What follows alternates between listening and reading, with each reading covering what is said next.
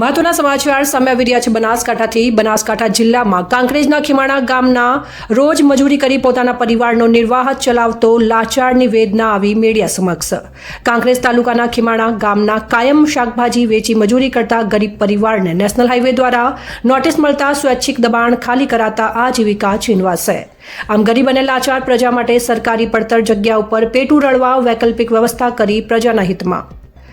આમ છેલ્લા 30 વર્ષથી ગરીબ પ્રજા પોતાનો કાયમ માટે રોટલો છીનવાયો હોવાની પોતાની વેદના ઠાલવી રહ્યો છે। અહેવાલ રામજીભાઈ રાયગોર, બનાસકાંઠા।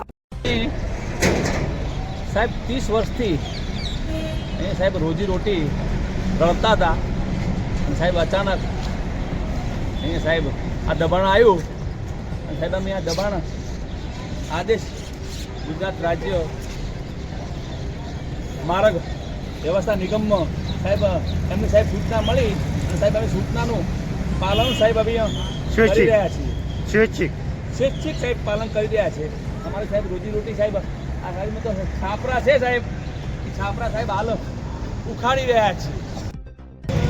રમેશ વસૈયા ખીમાણા સાહેબ અને સાહેબ આ નેશનલ હાઈવે 27 નંબરના સાહેબ આદેશ મુજબ અહીંયા સાહેબ અમે સાહેબ નિયમનો પાલન સાહેબ કરી રહ્યા છીએ।